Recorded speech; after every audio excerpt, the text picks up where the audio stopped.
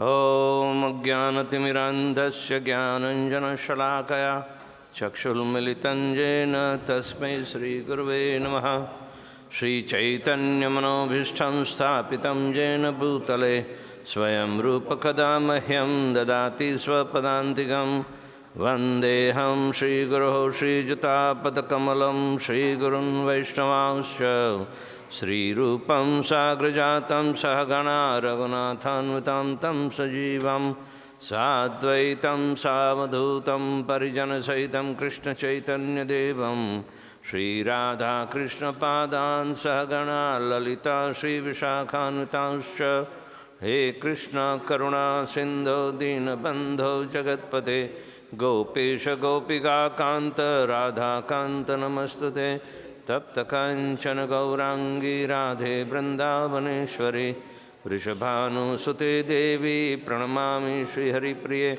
Vancha Kalpatarubhyascha Kripa Sindhubhya Evacha Patitanam Pavanebhyo Vaishnavebhyo Namo Namaha Nama Om Vishnupadaya Krishna Prishtaya Bhutale Srimate Bhaktivedanta Swamin Niti Namine Namaste Saraswate Deve Gauravani Pracharine Nirvishesha Shunyavadi Paschatya Deshatarine Jai Shri Krishna Chaitanya Prabhu Nityananda Shri Advaita Gadadhar Srivasadi Gaura Bhakta Vrinda Hare Krishna Krishna Krishna Hare Hare Hare Rama Rama Rama Hare Hare. Rupa Goswami in his Upadeshamrita puts up very solid point in order to guide us what it means by becoming free from the ignorance of the matter.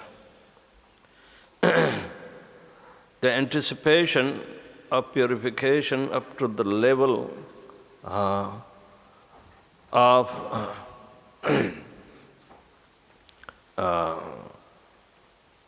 a pure entity means who is totally free from the effect of the material modes. Is a tough job. And how do we reach? So, in four pursuits of human life, dharma, artha, kama, moksha, the pursuit of liberation from the material entanglement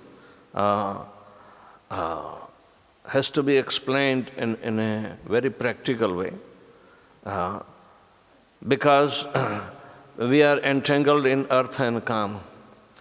There is rudimentary dharma element remaining because it has been inculcated, even say from childhood. The parents, how much can they impart? There are limitations, and Kali Yuga forces everybody to forget rather than remember. So in such a Kali Yuga memory, the pursuits of the moksha, means liberating from one's own entanglement that he has created during his lifetime, is a tough cookie. So the first sloka is very well known, and this becomes standardized, then someone will have an impetus to understand what is meant by to be free, liberated. One who has controlled the six urges, vacho vegam, manasa krodha vegam, jihva vegam, udar upastha vegam, etan vegan yo vishaheta dhira sarvam api mam prithvim shashishyat. Only a liberated person can save the world or make it liberated. A person who is not liberated, it is extremely difficult. So this entrustment of the responsibility to liberate has been left on sannyasis. So, Bhaktivinoda Thakur admits, yes, and this is the highest standard of a person who is called self-controlled or liberated, that everything is under his control. He must be a Swami, right? So only this is applicable to the sannyasis. To control the urge of tongue, vacha. Everybody wants to quack. When Prabhupada said in the morning the crows say crows, and this crowing is nothing, simply a call for where is the food, where is the food, nothing else. So when there is a demand of food, it generates other demands systematically and one after another in sequence. And everything, all the demands are in a linear fashion. Vacho vegam, manasa krodha vegam. Mind, urge of mind is also very difficult to control. Urge of tongue is very difficult to control, urge of mind is also very difficult to control. Then one becomes angry because one is not satisfied, his endeavors are fruitless, so he gets frustrated, and frustration is in developing in the breath. So krodha vegam, jihva vegam, the urge of the tongue, where it's called rasana. Tongue means rasana. Doesn't know anything but tasting different kinds of mellows. And because the pure mellow of love of Godhead was so much acute once upon a time that was being tasted by him, or the living entity. Now all other different kinds of mixed rasas under the influence of the modes are interfering, and the original taste has been lost. So naturally it becomes uncontrollable, looks always for some newer and newer taste. Newer and newer taste. But actually we see development of the taste, ruchi, is also an important factor. But if our knowledgeability is misplaced into something which is perverted, and if we just hang around in the perverted atmosphere, we are not going to get the true effect of it. And so it is difficult to control the urge of tongue, even the taste. So vacho vegam, manasa krodha vegam, jihva vegam. So another in straight line is udar, means the stomach. Udar means the stomach. Because it is hanging, it is not going to satisfy. It is not going to satisfy, so it cannot be controlled. The urge of hunger is uncontrollable. Then upastha means the genitals. Everything is in straight line. It starts from the top to the bottom.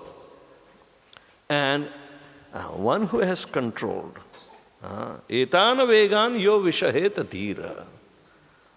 If one is able to control the 6 urges, then he is able to make disciples all over the world.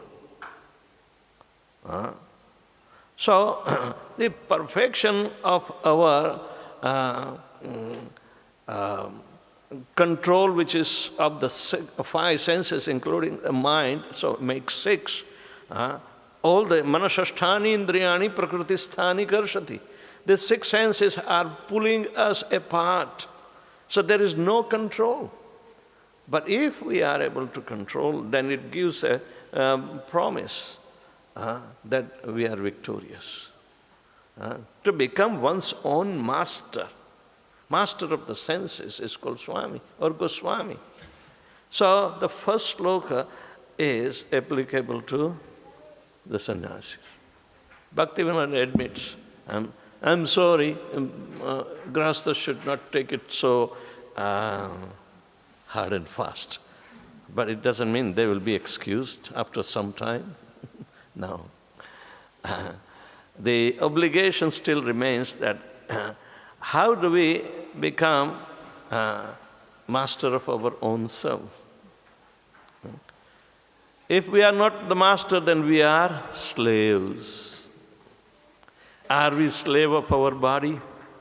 Oh, this is my body. I own the body. I'm the master of the body. Hey, Prabhu, watch out. The demands of the body pull you and to do anything and everything. And you can't judge yourself that are you really the master or the slave of the body. And after all, we are not the body because body contains all other living entities besides me. I'm not part of the body. If I'm one of the cell confined in the body, scientists would have detected me where I would be. But it is too difficult to find because I'm not confined in a cell. So, it's a question of liberation. Even by logical or ontological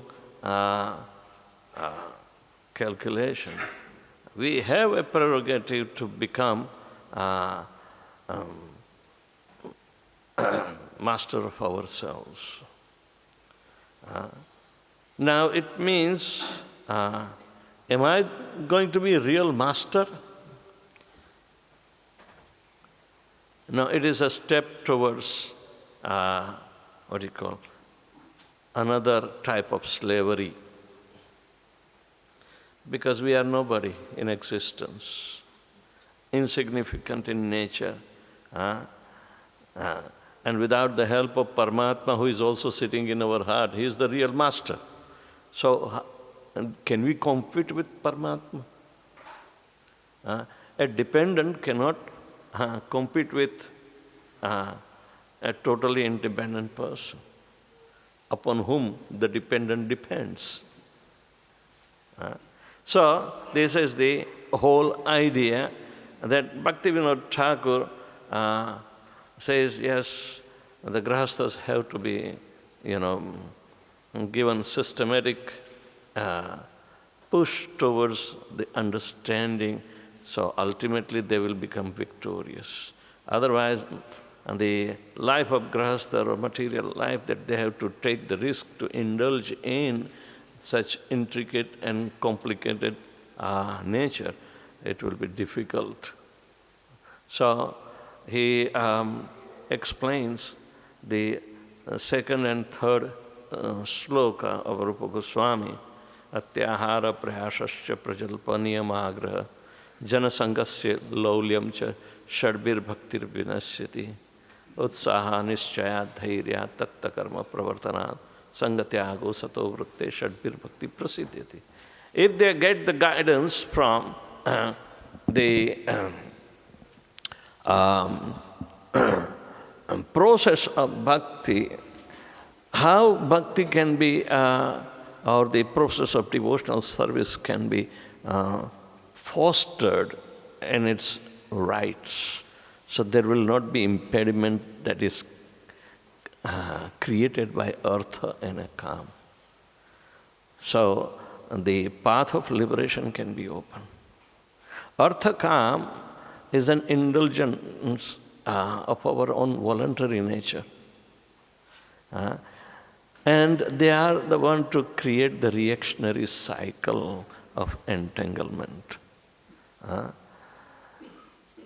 First, so much entanglement, and it is a risky business. How much entanglement is essential and how much is unnecessary? We become baffled. What to speak of the urge to disentangle afterwards? Even though Krishna has devised the lifespan into 4 phases, where the retirement age is the 3rd phase, it is compulsory given that now come out from the active life. Panchashat vanam gachet. And vanam means it's a place of seclusion. You are supposed to Go deeper in your own self where you will be only one and alone to investigate, because you have not yet found the Avigyata Purusha, the Supreme Personality of Godhead in His expansion as Paramatma. He is your eternal companion, but He is Avigyat. Avigyat means you do not know Him. He is not known to you yet. So we think, oh yeah, I have to meditate on myself, go deeper and try to investigate all this, the one that enhances my devotional service, one which puts me off the track of devotional service. So this is an important aspect for introspection. And then we apply how to become, steadfast even though such entanglements are there. So we may have opportunity ultimately to become master of ourselves. But we can never be master. The master is already residing, right? So at that time, the Bhagavad Dharma teaches that Vidyate Hridaya Granthi Chindyanti Sarva Samshaya Kshiyante Chasya Karmani Drashta Evatmanishvare. One sees himself in the lap of Master. Or just like the Master is residing, but he has come to face. That is the power of the process of the holy name. That will bring you on the threshold of seeing face to face the Master. So really the Master is Lord Krishna, but we are existing in His service. So we cannot be the Master ultimately.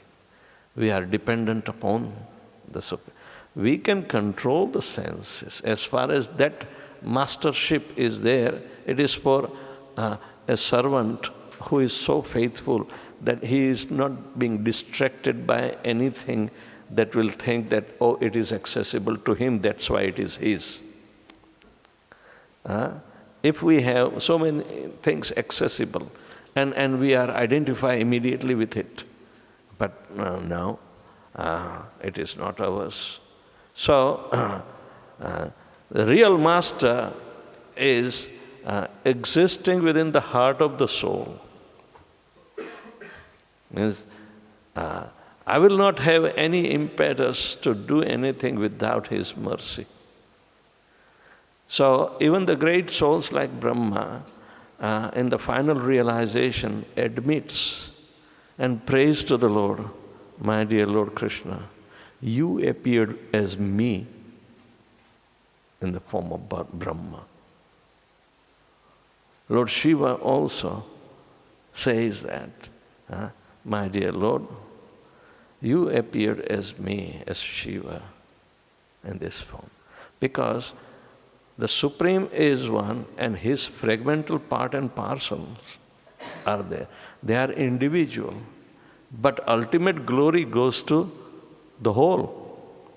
So therefore, the part and parcel should realize that if I am part and parcel of Lord Krishna, if I am made up of Him, then He is the real Master. I am as a servant. Servant and Master exist together. Right? So this relationship is always there. And one cannot, think artificially.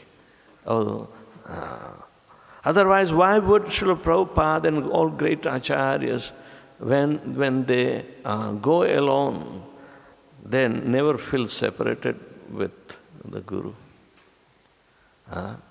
Even the Guru is absent. But they say, I never felt alone. My Guru Maharaj was always besides me. So this is a point of realization that how do we enter into the deepest of our own being. It's an internal meditation. But with the help of external application, that these two slokas are there, they have to be understood. So, ontologically, we have to understand everything item by item. So, Bhaktyaloka is a compilation of deep study of these 12 things, 12 items, 6 that encourage the devotional service, and other 6 that discourage the devotees. So first one, let's take the discouragement. We should understand that what are our despondencies.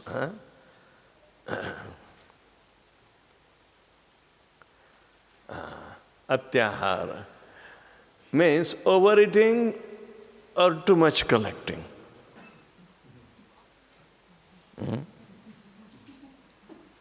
Well, I should admit I overate today because it was Ekadashi.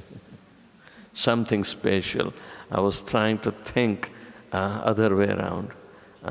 It comes in 15 days. And I know I cannot escape prasadam, right? Because I have diabetes. So today there should not be any distinction for what should I eat and what should I not eat. Whatever is available is everything going to be starchy and high in sugar. So let me eat. But it is Atyahara. I just had a drink, Eno, just to settle it yet. So, in the example, let's see, overeating or too much collecting. Srila Rupa Goswami said that once devotional service is spoiled, when he becomes too entangled in the following 6 activities, and out of that, Atyahara or overeating or too much collecting is number 1. Prayasas means over-endeavoring for mundane things that are difficult to obtain. Prajalpa means talking unnecessarily about mundane subject matters. Niyamagraha means practicing scriptural rules and regulations only for the sake of following and not for spiritual advancement, or rejecting the rules and regulations of the scripture and working independently. Then Janasanga means associating with worldly-minded people or persons who are not interested in Krishna consciousness. And Laulyam means being greedy for mundane achievements. Srila Bhaktivedanta Thakur says, if one wants to engage in pure devotional service, it is necessary to follow the above instructions of Srila Rupa Goswami. If one neglects to follow these instructions, attaining devotion to the Lord, Hare, is extremely rare. So, we have to evaluate. We all became agreeable to follow 4 regulative principles and chant Hare Krishna, but we are encountering difficulties. And these difficulties are attached to us. Because we never thought that we have to give up everything. Chaitanya Mahaprabhu tricked us. You don't have to give up anything. You don't have to give anything. Don't be afraid. Just chant Hare Krishna and everything will take place. But his disciple says, yes, now you have come to agree, now you also agree this much.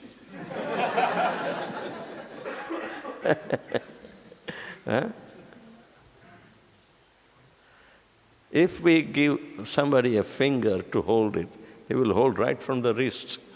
the wholesale, so he can drag you. Devotional service is so spontaneous by its nature that you will have to improve. Otherwise, there is no satisfaction. So it is better to be dragged. And then we say, yes, my dear Lord, you take care of me. I wouldn't resist. Let me flow in the force of devotion. And the force is found in congregation.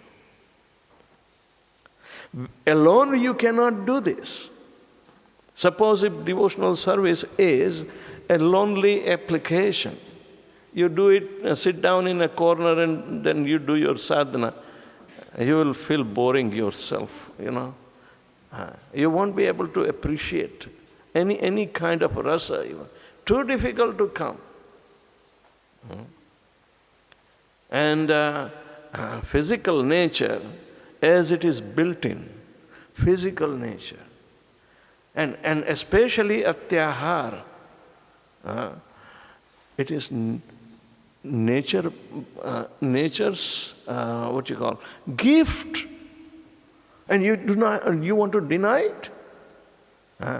First of all, it is not my fault, okay? Let me tell you. Why? Because Brahma created me with a hanging stomach.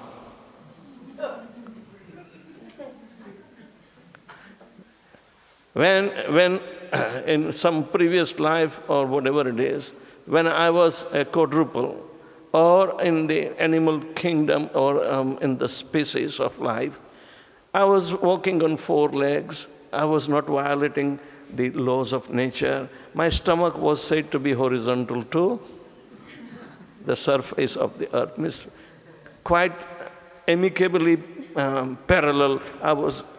My nature was also going, that I won't eat much as required. It is a built-in thing. But somehow the Brahma gave a little advancement to come in the human form of life. And I stood on 2 legs. So my stomach, which was perpendicular to the surface of the earth, became vertical, hanging.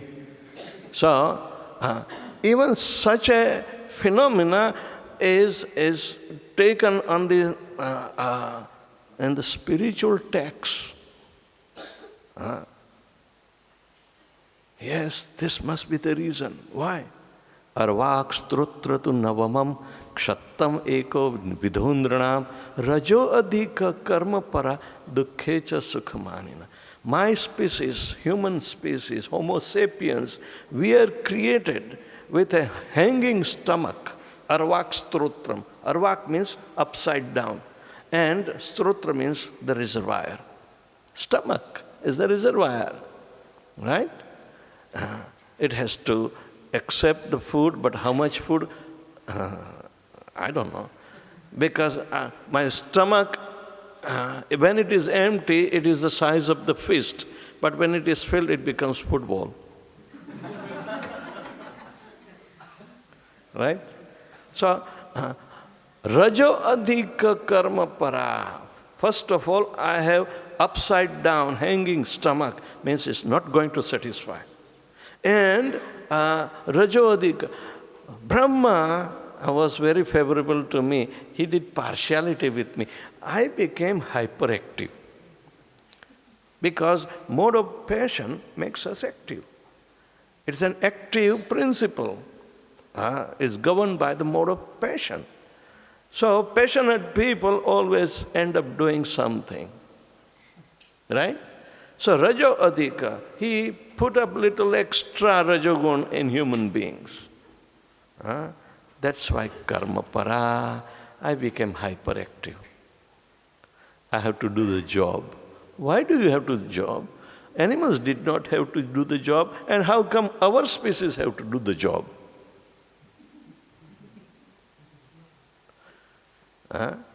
Karma para. Para means he is inclined to act willfully in any field and every field. His sphere of activity increased. not only on the surface of earth or down in the water, but also in the air, not in the air only, also space.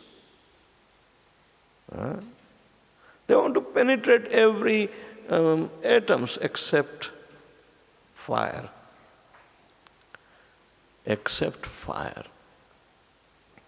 But there are living entities who can also survive in the fire. They found out. You can't survive at temperature more than 106. You will die, if it is 107. Dr. Sahib is there, right? But we see there are living entities under the volcanic activity area at the bottom of the sea, where the temperature of the water is about 800 degrees centigrade. And scientists found the living entities, their bodies are adapted to tolerate that heat and live happily.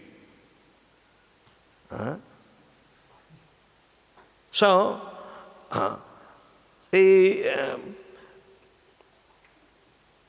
limitation we find, it will be only a temporary or conditional by its nature. But we are ending up to dance with this mode, the way mode of passion makes us dance.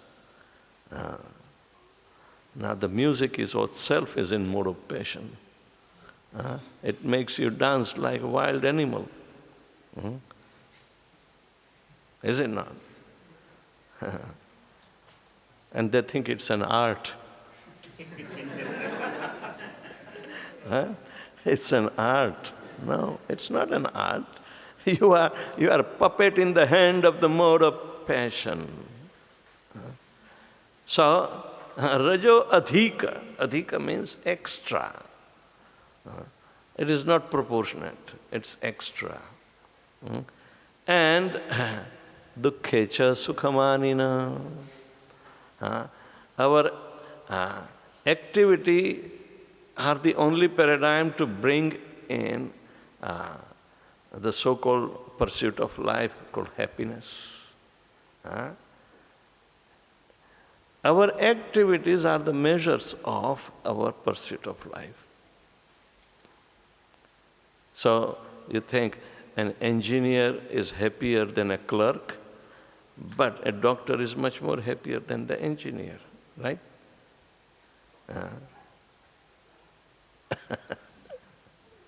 But it's a comparative value. But the doctor thinks, okay, I'm a doctor because I have only been able to successfully reduce 10 of my miseries out of 50. And engineer has been successful to reduce only 5 out of 50. So therefore, I'm much more happier than the engineer. Absence of misery doesn't mean it is presence of happiness.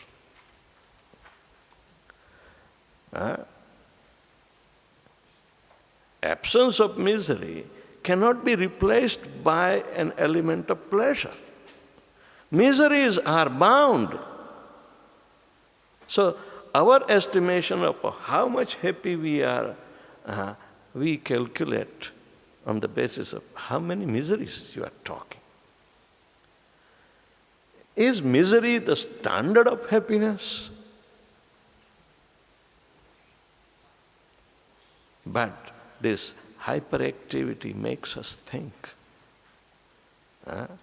So, this is the ingrained nature of human being, that they want to create their own destiny. No indulgence of Krishna. Krishna, you stay. Let us work and we'll show you. So in this way, entanglement increases by his own voluntary activities. So this element of Atyahara, overeating, it is natural materially, but not spiritually. Are we better than animals? Animals did not violate any single law of material nature. But human being, he violates everyone, all the rules and regulations. So who is getting more entangled? It's just like Aswathama. He knows how to shoot Brahmastra, but cannot withdraw it. We never thought that we are also obligated to resolve the problems we create. So Atyahara is creating a problem, not for ourselves but for also others.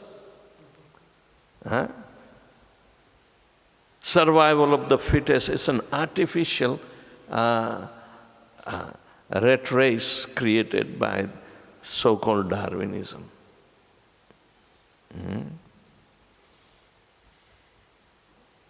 Well, we were dragged into rat race. Otherwise, why did we end up in Melbourne? Everybody. There will be hardly very few original Melbourne here. Everybody is a foreigner. So, Atyahara has to be understood in its right perspective. So let's see.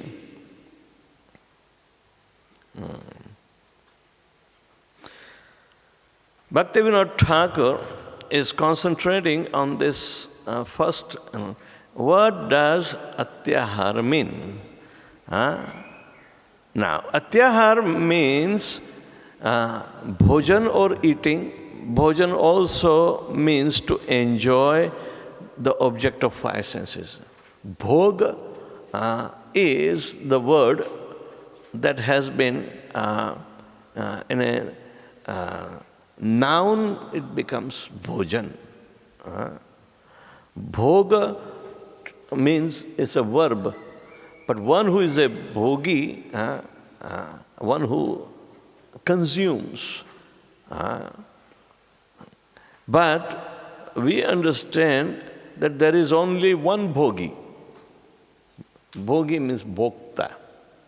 Bhoktaram yagyatapasam sarvaloka maheshwaram suridam sarvabhutanam gyatvam shantim richati.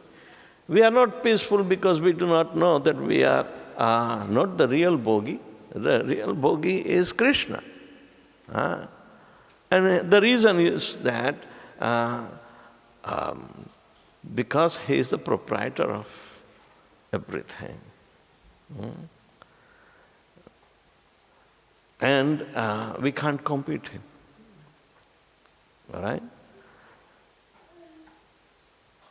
So, every object of sense is to be enjoyed by senses, or these objects have been given as the subject rather than object. You understand? Subject and object. Subject means it's a function to appreciate. As for example, nose. The smell is the subject, nose is the object. No, but the one that is fragrant and gives the smell is the object. And our sense of smelling becomes the subject. Now these two are different in the material. Subject and object in the material world are different.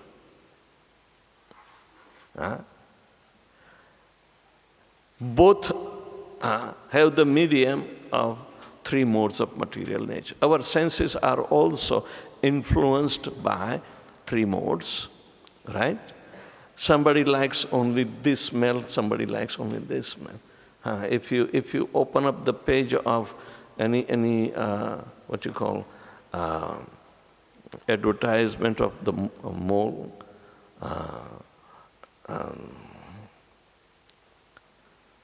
when you travel in the plane, okay, and you want to purchase duty-free items, and the whole bombardment of different kind of perfumes. This is for men and this is for women. I don't know, there are actually for differentiation of the different sexes, different perfumes are there. But no, they want to make a difference. But actually, sense of smell, which is in our granendriya, or the sense internal organ that accept the particles of the this chemical, right? And it gives a sensation of a different smell. It is conveyed through the neuroreceptor and goes in the brain. But I am behind the brain to appreciate the smell or not appreciate the smell.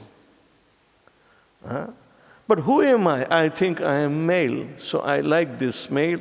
I like this kind of smell, or the odor, or the perfume. And female has a different nature. But we both are being cheated. That sense was to recognize something that behind the smell, what is to be appreciated? Smell itself. Why it is so attractive? Why I like it? What is the subject matter of smelling? Why do we have to smell the flowers offered to Lord Krishna? Because it purifies our sense of smell. Yes, what do you mean by purification of the sense? Because it requires smelling anyways. So instead of hankering after things that are not conducive to its salvation, we are smelling the service of the flower that pleases Lord Krishna. Means through our sense, we are appreciating the service attitude. All the senses are supposed to serve, not to enjoyment and service. They are two complete opposite elements. Enjoyment means sense gratification. And sense is supposed to acquire the knowledge of the reality. These senses have been given to us to find out the reality about our own self. Because I have offered with love and devotion this flower, the flower's life or purpose of beauty, color, smell, everything is being offered to Krishna, who is the real enjoyer. And then I will take as a prasadam and then smell. So even in a dull appreciation, my senses will gradually become purified. The subject and object for sense gratification are different. While the subject and object, even in the function of smelling, becomes unified as a service of Lord Krishna. Rishikena rishikesam sevanam bhakti ruchyate. In this way, we are engaging our senses in the service of master of senses. Master of senses is Rishikesh, or is the real Swami, or Goswami. Go means senses. So the idea is that here all our five senses are also coming in contact with the objects of sense gratification. And if we remain careless, then actually we needed to offer it first and then take it prasadam, as much as is required to maintain body and soul together. Then there is no question of Atyahara for any senses. No question of overindulgence in the activity of the senses. Actually, in material condition where the object and subject are different in the function of smelling, then we become cheated. We do not get anything of a permanent value. You see, how long the smell lasts? It is going to evaporate, or it will be gone in a given time. So we will become busy in acquiring more and more and more. And there is no limit. Even when the senses themselves will become weak, slackened, you will not forget the necessity of your gratification of that particular sense. You will not forget. Even the senses are weak not to appreciate. The subtle nature of the bondage it has taken form in our mind will keep on hankering. Keep on hankering. This is the cause of attachment created by artificial increments in the sense gratification. We have no limit to satisfy. Because this subject is of material nature, of a cheating, of fleeting experiences. Cheating means fleeting. It is not going to be. It gives a glimpse and goes away. So why do we have to over-accumulate?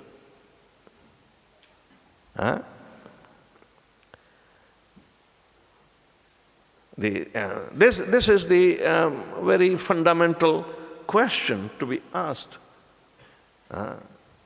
Purushaha prakriti sthopi bhungte prakriti jangunan. Prakriti and jangunan are the three prakriti modes. Goodness, passion and ignorance. And everything materially is made up by the combination of these three modes. So our body, so our senses. But the knowledge acquiring senses are spiritual consciousness. And that is appreciating. That is running through my life source. Life is recognized only through the symptom of consciousness. Consciousness is the symptom of life. That energy is spiritual in nature. And it is running. But my senses know only experience of the object of sense gratification because they come in contact. Every subject, you see, form by eyes, sound of the ears, smell by nose, taste by tongue, feeling of heat and cold, soft and hard by the touch, All five senses are coming in the contact of the object of sense gratification. So, both are made up of the three modes of material nature. The soul is not indulging in that. Soul is simply want to recognize, instead of knowledge acquiring of that what is to be appreciated, that why do we like it? Because, or why are we attracted towards it? Because the all attractive force which is called Krishna Chaitanya. He is there. Chaitanya means living force. Krishna Chaitanya means the sum total of all attractive living forces.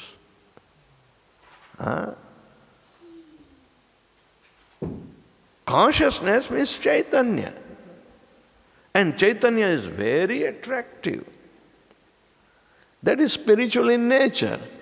Now, it is going through the senses to recognize the smell and others and gets trapped. But both the senses, if you see the structure of the sense organs, it is made up of earth, water, fire, air and ether. Panchamahabhut in the body. And the object of sense gratification is also matter.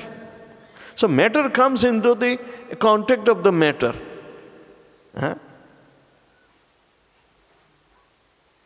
What does the consciousness has to do with it? But a person who thinks his consciousness is also made up of matter, he will associate with that. Oh, I like it. Oh, I like it. I should have it. And it goes on and on and on, demanding. So Atyahara means for the purpose of ahar, means the maintenance is there. How much should we take? As much to keep the soul and body exist together. That much is the minimum requirement. But above and over,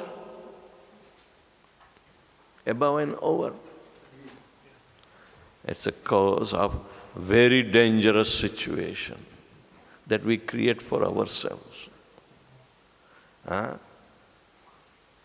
Let's understand a little more. This type of material enjoyment is compulsory for the embodied soul. Don't blame Brahma because he made it compulsory. Right? Don't blame him that why did you create me? Why did you give me a stomach? I'm a soul, part and parcel of the Lord. I don't need a stomach, but why is the stomach stuck on me? Why do I have to depend?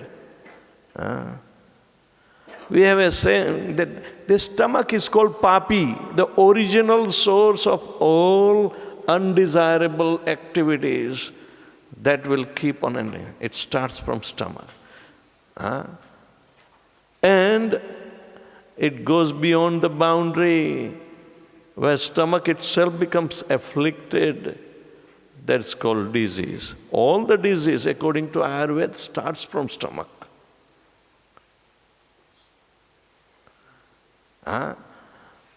And this papi stomach is making you like an ass to work so hard blindly. Stomach.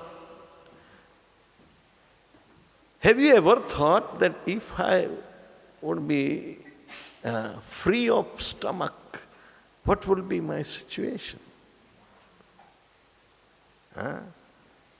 Why Krishna has to give?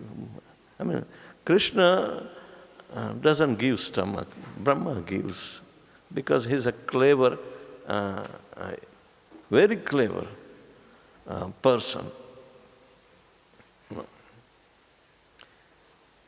It forces us to feed other living entities. Why grahasthas are told that best occupation in ideal grahastha life is to feed others? Prasad distribution, food for life. Why? They are supposed to provide the necessities of life for all living entities without discrimination,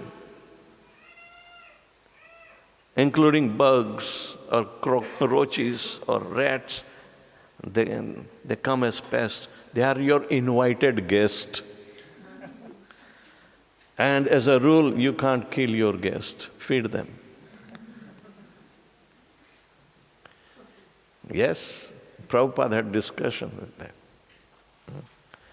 One time, I think in the very heat of Mayapur, Krishna Maharaj had a difficult time to sleep. And then next door to Srila Prabhupada. And somehow or other, lots of mosquitoes were there. So, how come? So he slapped one and killed him. And then he cannot forget. He came to Prabhupada and said, Prabhupada, I have done some great aparadha. He says, what? I killed a mosquito. He said, Why? Well, it was harassing me. Hey, at least you have, if you would have allowed him to suck your blood and after that you killed, it would be more meaningful. Prabhupada said that. And imagine a mosquito with full red stomach, and if somebody smashes, it can split immediately and it will become bloody scene. So when Prabhupada said, you invited him, you did not protect, you should have used mosquito net to prevent him.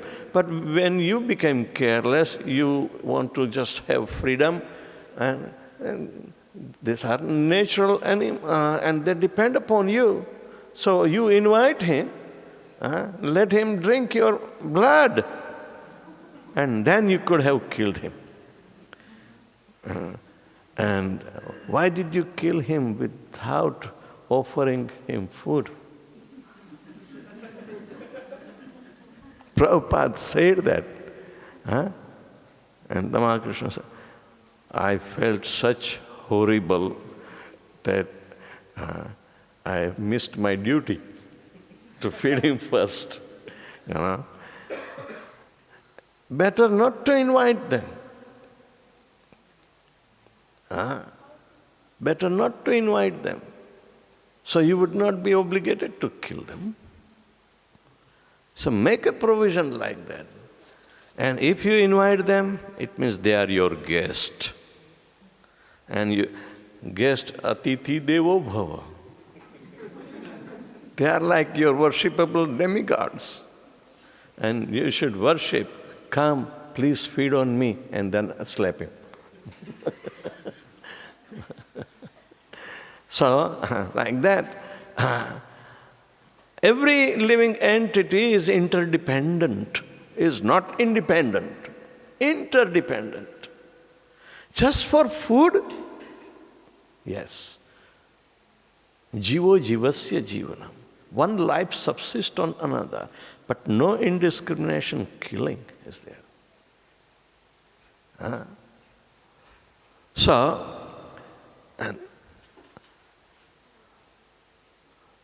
this type of enjoyment is compulsory for an embodied soul. Without this, living entity cannot survive. As soon as the living entity gives up sense enjoyment, he leaves the body. If you do not have sense enjoyment, there is no purpose of life. You will leave the body. Therefore, giving up sense enjoyment is only a figment of imagination. It cannot be applied in practice. Do not curb sense enjoyment artificially. Rather, engage it for the service of Krishna. If somebody gives you the flower which has been offered to the Lord, why do we show utmost respect to it?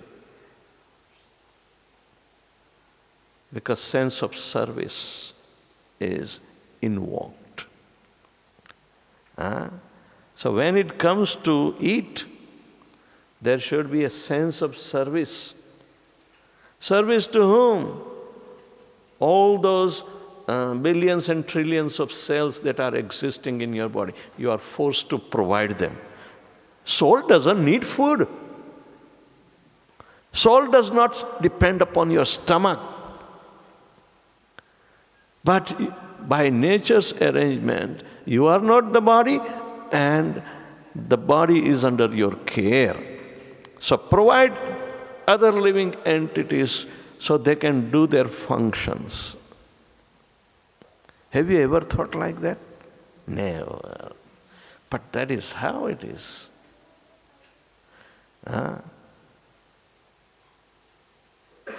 We are supposed to serve the cells of our body. And if you overeat, you will put them in a heavy taxation that they will not be able to digest. You will put them into trouble. And because you are attached to your body, I say, oh, I have to, have ginger beer.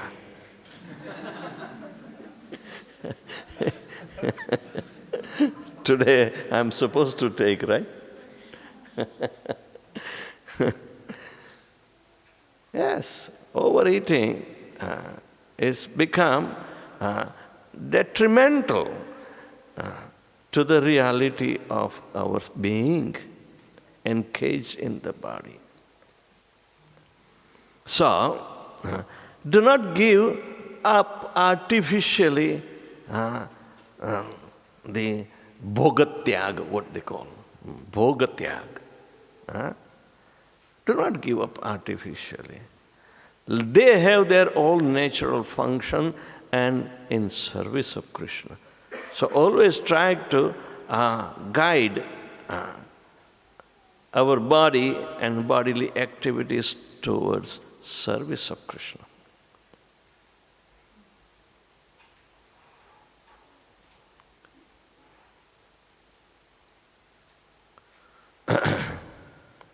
What does Lord Krishna have to say on this? On Atyahara. Lord Shri Krishna instructed Arjuna in Bhagavad Gita, 3rd chapter, 5th and 6th verses. Everyone is forced to act helplessly according to the qualities he has acquired from the modes of material nature. Therefore, no one can refrain from doing something, not even for a moment. One who restrains the senses of action but whose mind dwells on sense objects certainly deludes himself and is called a pretender. Since maintaining one's life is not possible without action, one must work to maintain his life. Maintenance is not overindulgence. Right? So it's a wise counsel. What should be the mood in which one performs these activities? Activities of stomach. How much? They should not be done in the mood of enjoyment. Enjoyment is overindulgence or gratifying the senses. What do you mean by gratifying the senses?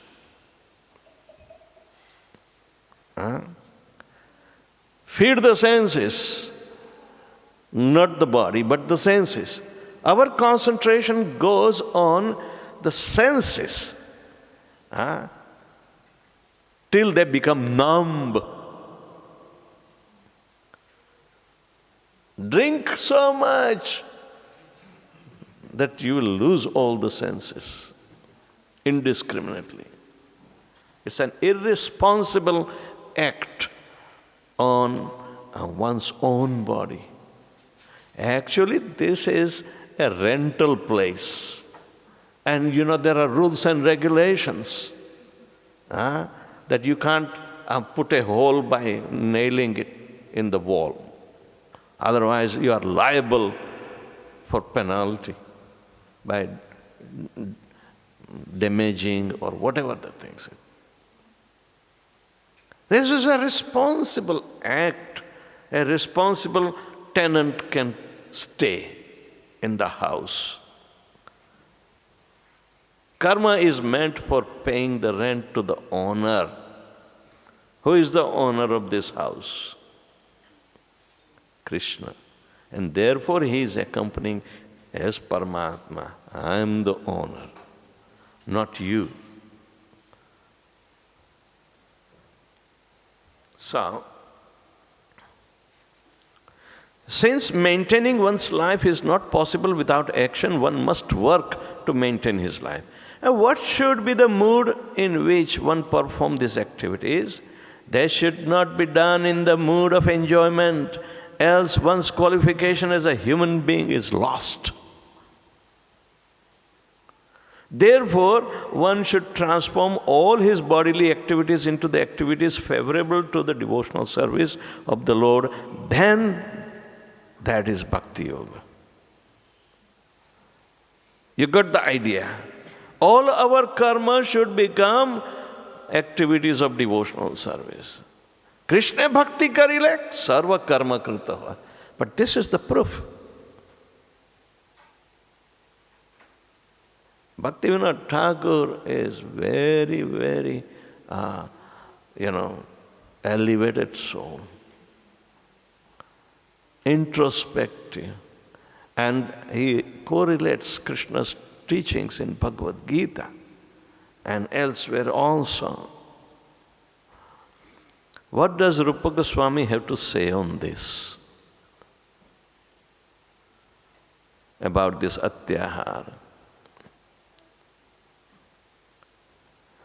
Srila Rupa Goswami said in Nectar of Devotion, 2nd chapter, 255th and 256 verses, when one is not attached to anything, but at the same time accept everything in relation to Krishna, one is rightly situated above the possessiveness.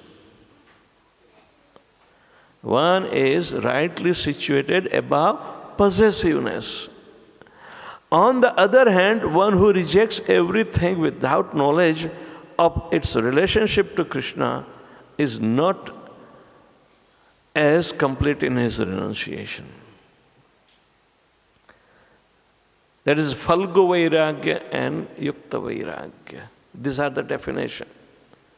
The first is going, Anasaktasya Vishayan Yatha Arham Upayunjata Nirbandhe Krishna Sambandhe Yukta Vairagya Uchyate Prapanchiki Taya Buddhya Hari Vastuna Sambandina Mumukshu hi Parityago Vairagyam Falgu Katyate. Falgu Vairagya means false renunciation. So this is helping us to guide to put our balance act together as a service to Krishna.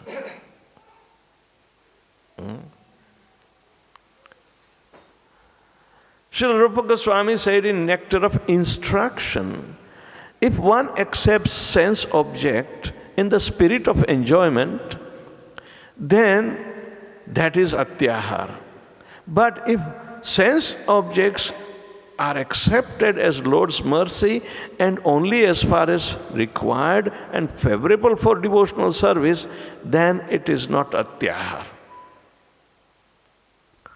If sense objects are honestly accepted as the Lord's mercy, then Yukta Vairagya is easily attained.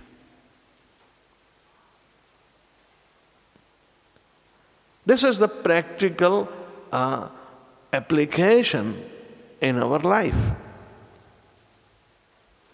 So, artha and kam, the grahasthas are too much involved, but they should not become blinded by the purpose of these two pursuits.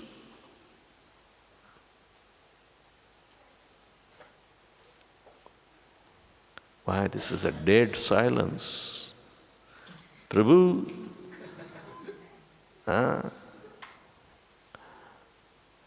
is it boring? But it's not theoretical, it gives practical tips. So do not get discouraged. It's a responsible act. What is meant by a responsible act? Oh, I have a responsibility to the family, friends, society, this, that. But what about the responsibility for the self? You cannot be irresponsible to yourself and become responsible for others. That is impossible. It's a pretending situation. And lastly, Chaitanya Mahaprabhu said, one should accept sense object without attachment and chant Krishna's names. One should not endeavor for palatable foodstuffs and fine clothes. Accept sanctified Bhagavad Prasad that is easily obtainable. This is devotee's life style. Whatever is required, take only that. If the practitioner takes or accumulates more than necessary, his spiritual life will be lost due to his being controlled by the material mellows. If he does not properly accumulate, then the body, which is his means of worship, will not be protected. See the balancing act.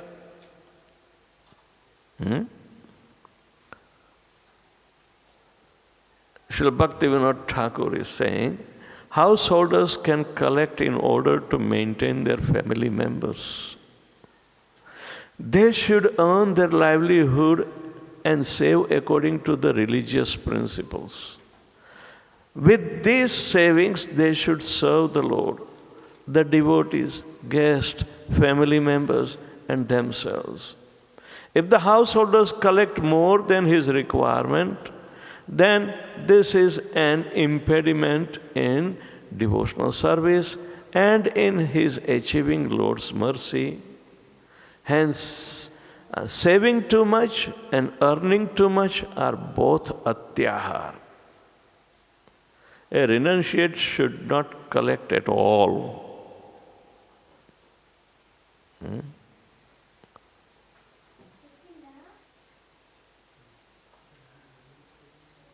It's a big relief now, right?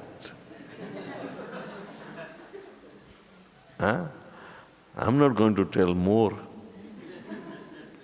But this is only Atyahara. So similarly, we will understand prayasascha, prajalpa, niyamagra, janasangasya, laulyam, all these factors. They are very dangerous in our path of devotional service. You have time or my time is up?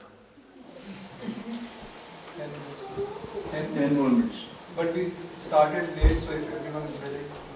Okay, let's take the question then.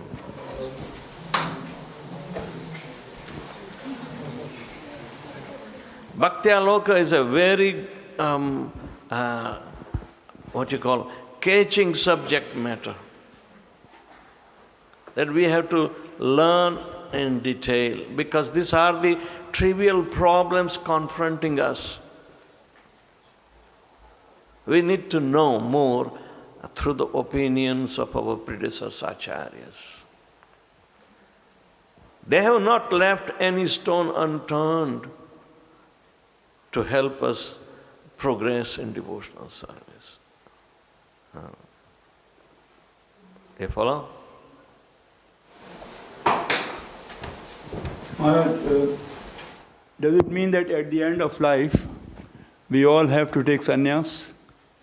Better. But in Kali Yuga it is forbidden. Why? Just take vanaprastha. It's as good as sannyas. If you are not going to go and preach, then there is no necessity to take sannyas.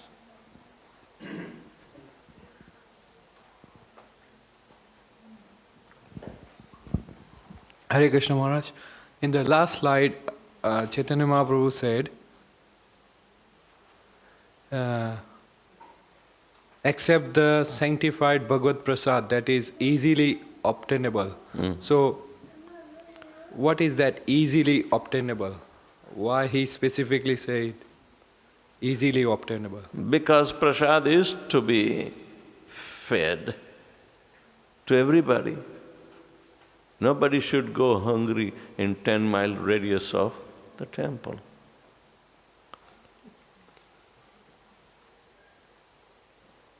Right? But that is for those who are not able to endeavor for themselves by earning or this or that. Otherwise, create your home as temple and earn honestly, and then provide the prasadam to your family members as well as rochis and other also. So everybody will become happy by taking Bhagavad Prasad. They are also family members, isn't it? Good.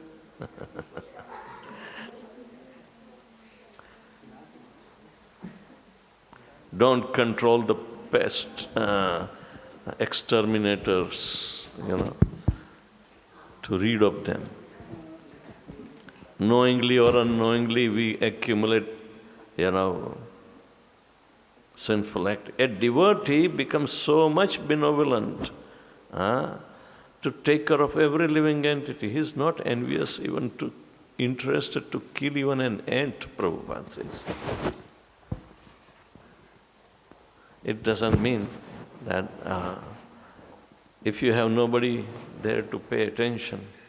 I just read in Gujarati newspaper that one lady, she was a dancer, and her youth, she had so many,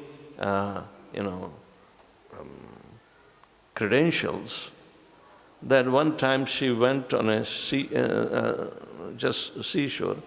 and she noticed that one dog owner, threw his puppy and abandoned in the sea.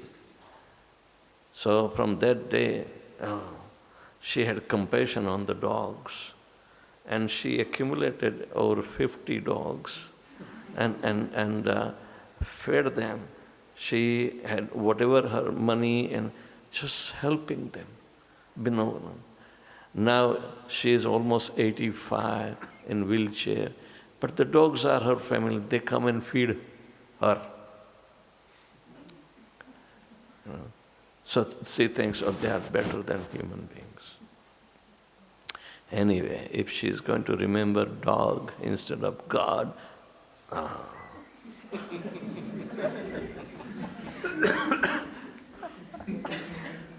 then the purpose of life is finished.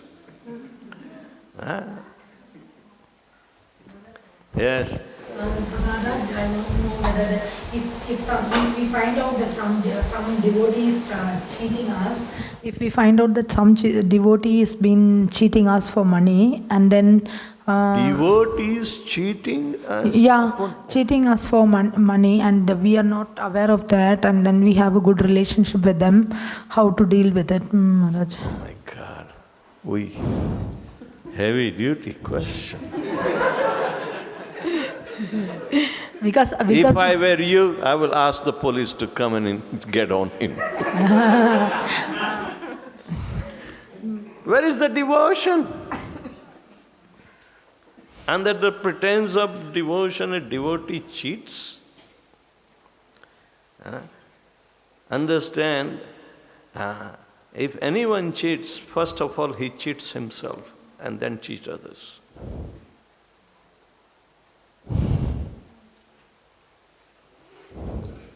We saw that factor because his consciousness, even though knowing that this is bad, but yet he is compelled to do by habit or ignorance, whatever it is, then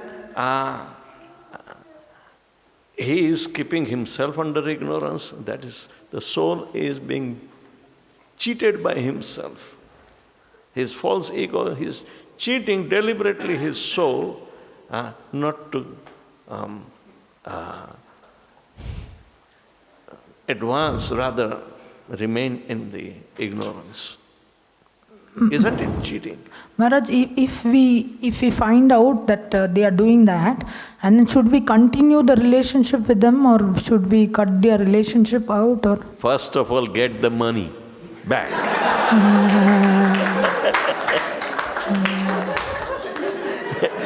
And then give him up.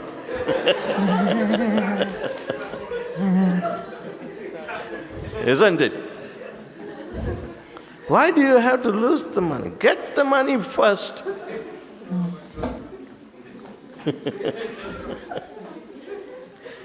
Money is Lakshmi Devi, is Krishna's consort. Do you think this relationship which are built by, say, money exchange, are they true relationships? No. But hard-earned money means it's a result of our karma, which is supposed to be offered to Lord Krishna. Why should he steal?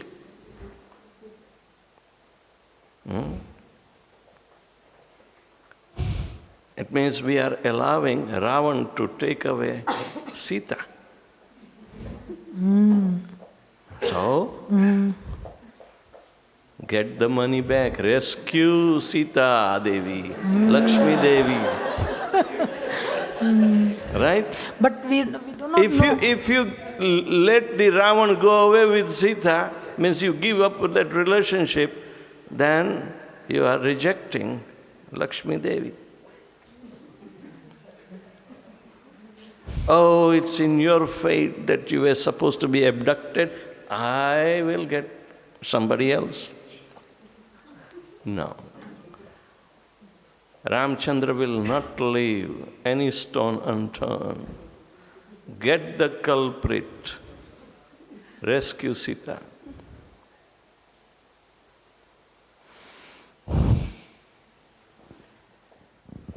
Hare Krishna Maharaj, thank you for the wonderful presentation.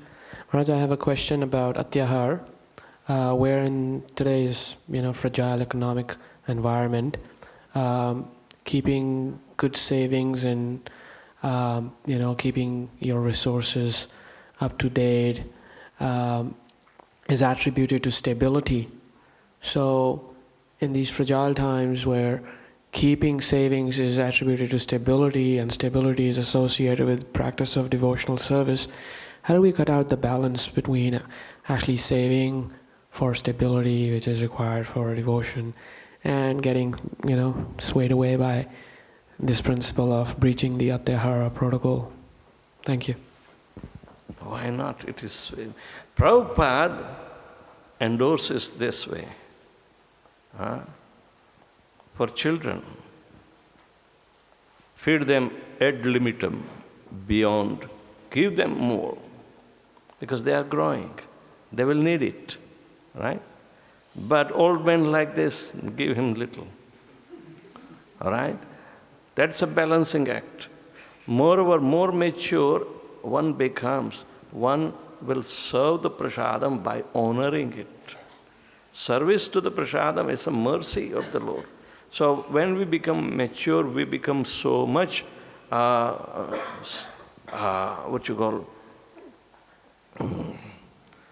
humble and approaching the mercy of the Lord with an attitude of service.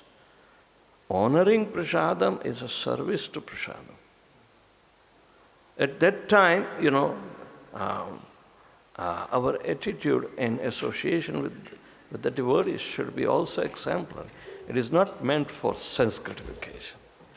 But Srila Prabhupada also used the same Mahaprasad technique, that if a newcomer would come, he will be offered a Mahaprasad plate. Here, Prabhu, you are our honored guest. Big samosa, gulab jamun like a tennis ball. Feed him. Prabhupada said, this is a technique. He will waggle on his stomach and go back home, back to Godhead.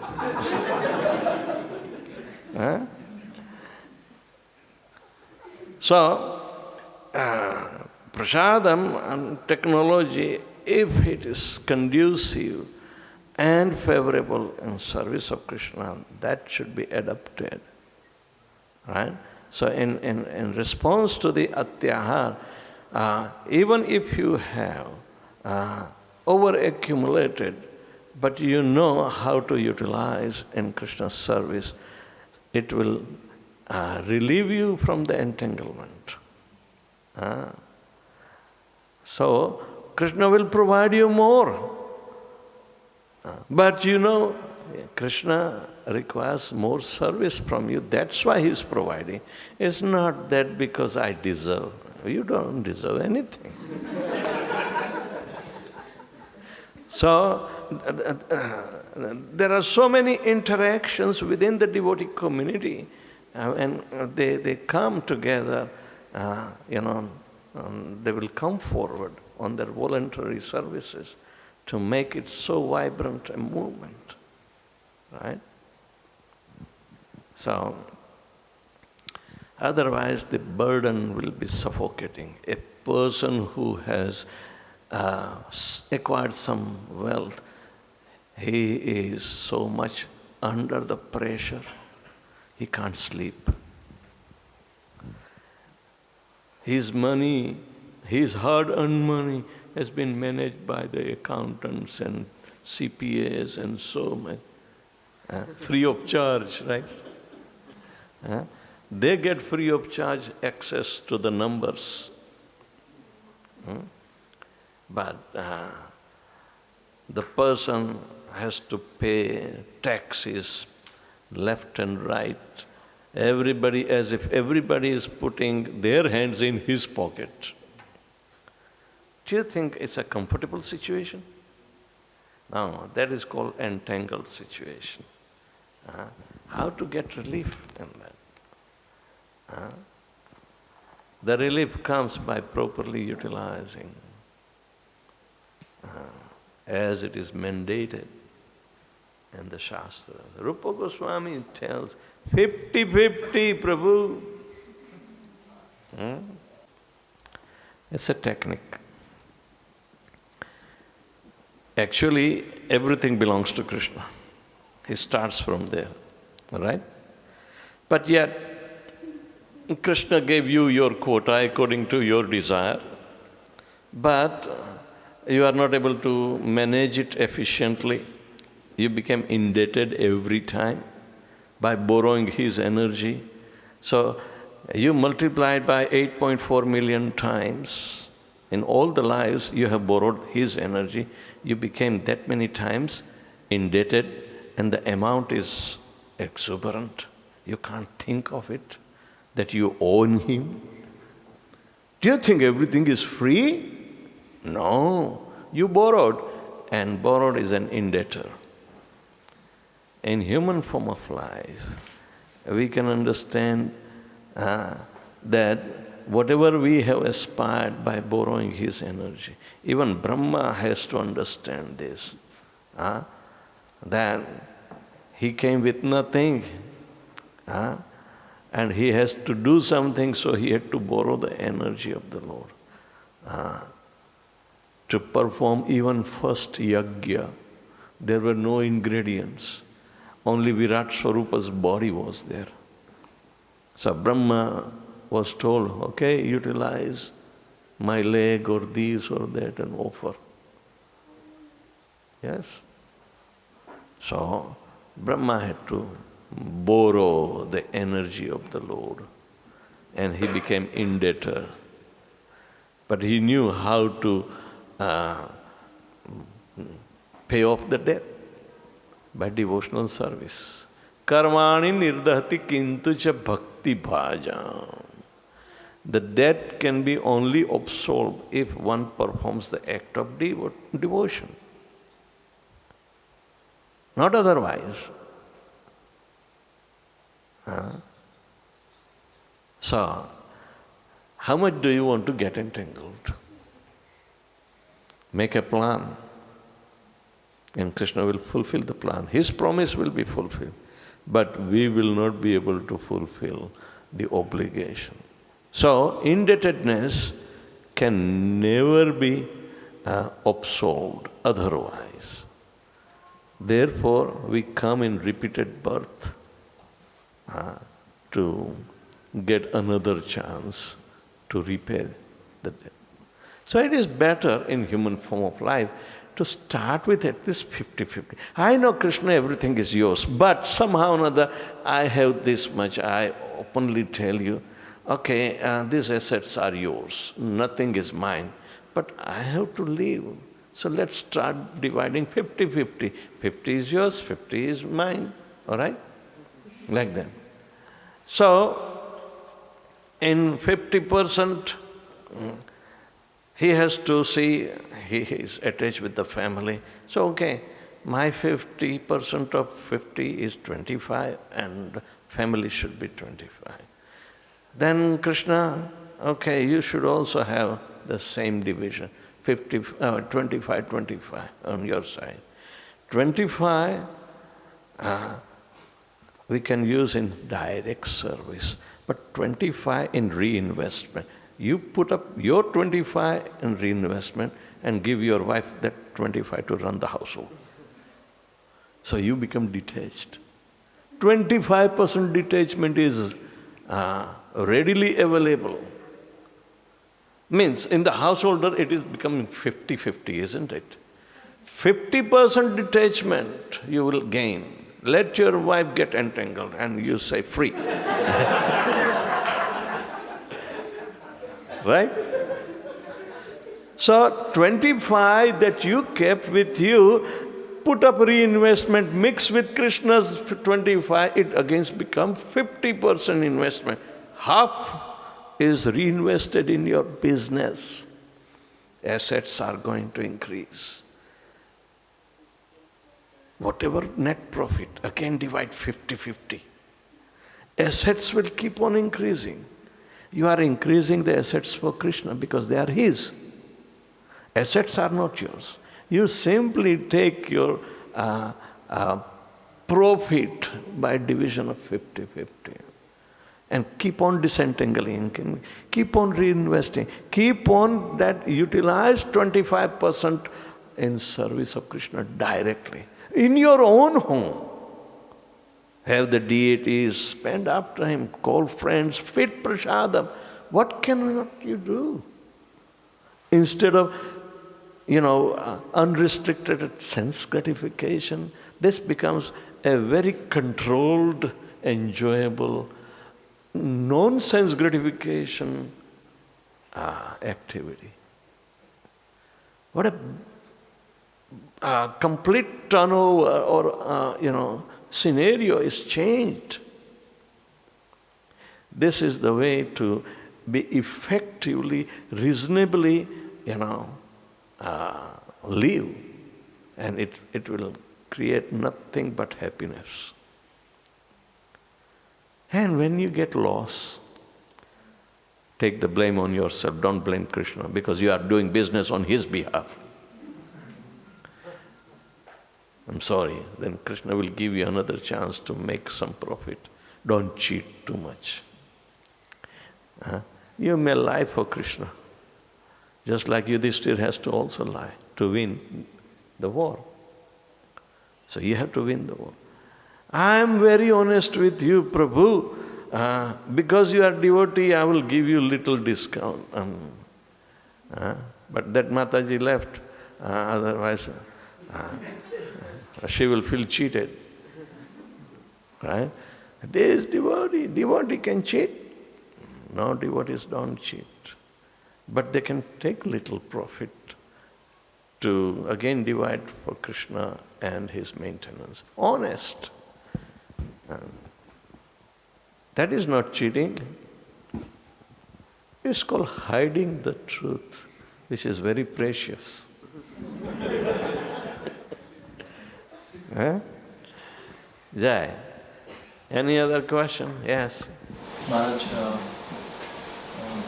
we work in a restaurant which is owned by the temple, and we have this situation. So Maharaj, we have this situation that the restaurant is based in city, and city is built on top of the sewage.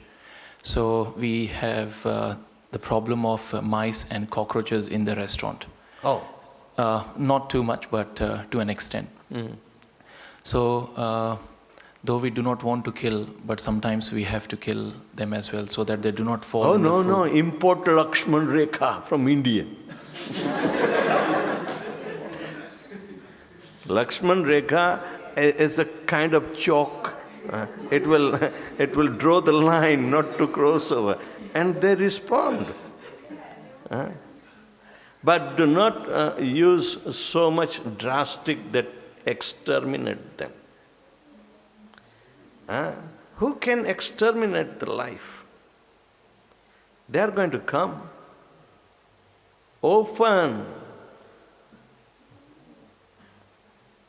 There are not only 5 cockroaches in your restaurant.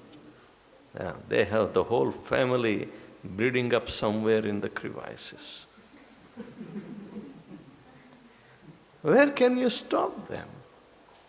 Rather, created a place, a very safe place for them to reside, so they never come out, and keep the food prasadam there.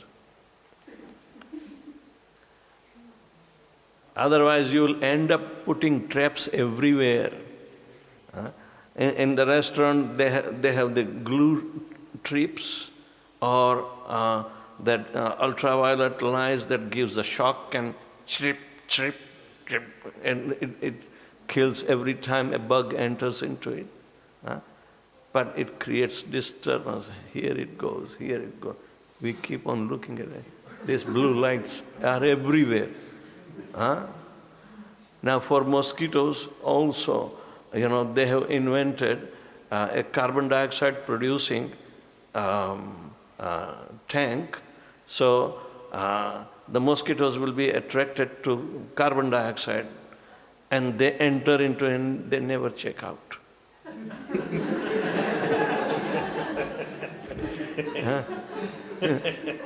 In America, there is called roach motel. You can check in but can't check out. So these kind of devices are nothing but killing them mercilessly, like gas chambers. It is not healthy for the environment even. What to speak of consciousness? Right? And we had the same problem in New York Temple in 340 West 55th Street. It's a big building, and there was a restaurant, and there were oil traps. And oil traps also trap the food particles and stink like gutter. All right? And in New York City, the big rats like cats come. And Prabhupada was, made aware, and Prabhupada gave this instruction. Oh, you keep the place for them, you invite them. Now you want to kill them? It will be sin occurred. So take that much responsibility. But on the other behalf, Prabhupada also says, knowingly, unknowingly, we are killing so many living entities. Even you light fire, so many millions of living entities will be killed simply by lighting fire. What to speak of cooking? How many living entities are residing in your body? Tell me. So, nobody opposes them. Do you oppose anybody? No, you feed them. You are forced to feed them. So, knowingly we should make some device to keep them away, but at the same time maintain in their society. Yes? It's the same question, I guess. To what extent you should go if you have a big tick on your body that's sucking your blood, or if you've caught a tapeworm or something like this, Yes. should we really never kill them? Really? No. The body is nothing but food. It is made up of food. It is food for others. Sooner or later. So leave But the the tick on. idea is that if you keep clean yourself, the bugs will not come. Because bugs thrive on the excreta. The one says, for example, too much perspiration, we do not keep ourselves clean, then they will be invited. People who do not wash their hair, they will have lice and fleas even. One time, oh my God, let me tell you this hilarious story. In 1986, when Kirtananda Swami was still active in ISKCON, he came to Mumbai, and the devotees, did Guru Puja to him. But there was one Mayavadi sannyasi with a lot of hair on his body, head. I don't know the other parts of the body, but and beard and so much. So he was also attracted to him. He joined, and the Guru Puja, so flowers were being offered to him. So that man was also doing puja, flower. Then after the Guru Puja was over, there were question answer service. So he said, Swamiji, I think I have a problem. And Swamiji says, what? In the Vrindavan of this body, there are a lot of Surbhi cows going. But I feel they are overpopulated and I have limited resources. In the Vrindavan jungle of his hair, there are lice. The lice are there. And he compares, he is meditating that they are Surbhi cows. How to rid of them? And Kirtanan said, shave him up. Then, what? Shave me up? No. Kirtanan told, catch him and shave him up. He will be cleaned and Surbhi cows will be freed from his torture. That man ran like anything, never stopped.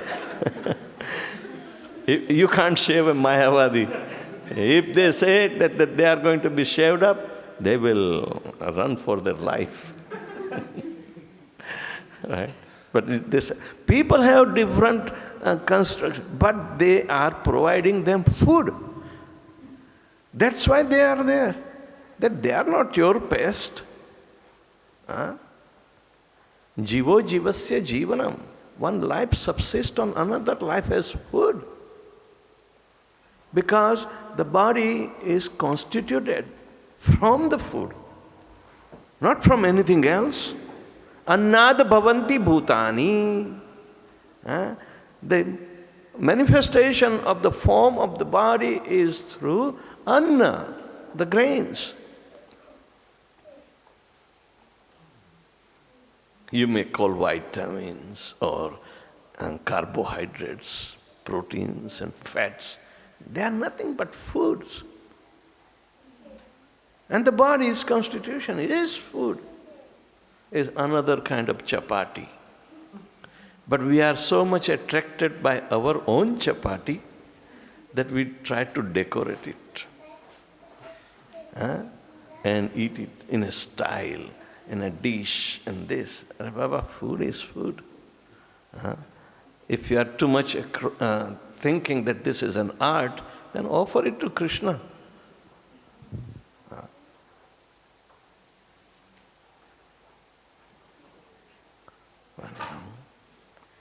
So there's no such thought. Keep ourselves clean and they will not be invited. That's the best precaution you can take. So there's no thought of maybe liberating these creatures to a better life? If we move them on? You want to keep some? Then they will proliferate. What about a situation where it's life or death and there's a dangerous animal? Someone's in the jungle, there's a dangerous animal. They either shoot the animal or they get eaten. What about something like that? Nature has its own balance. She provides for every kind of living entity the suitable food that they are ordained by nature. But man is not satisfied by the hunger or not hunger, but the uncontrollable urge of stomach. That's what we are talking today. Atyahara, it is called overeating. That he creates a problem of imbalance. And animals are being eaten naturally by their predators, but man is the worst predator of all the animals. He is not supposed to be predator. He is supposed to be protector.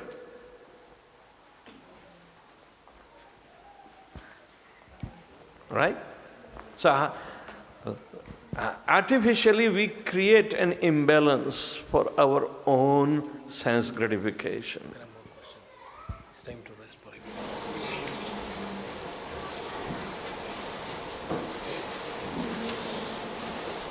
So we should be eaten?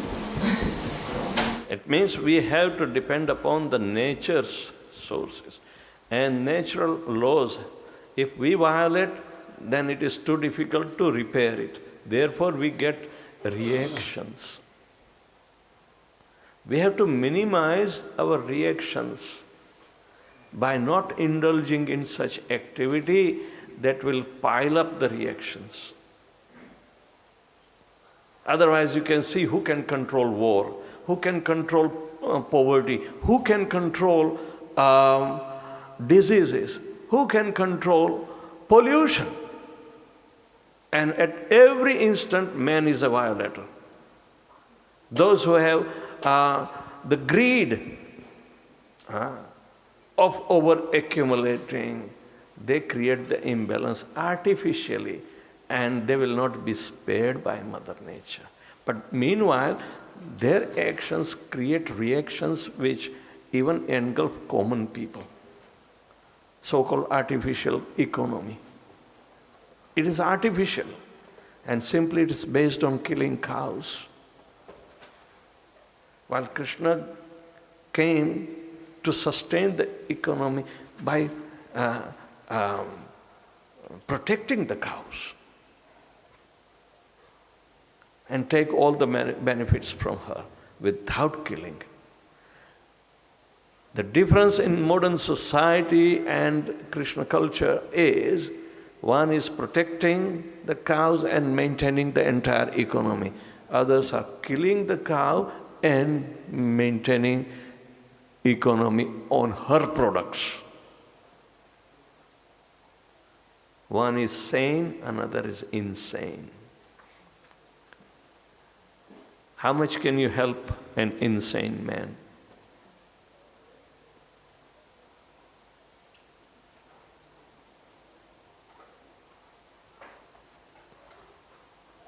It is a self-search. All right, so thank you very much. Oh, glories to Prabhupada.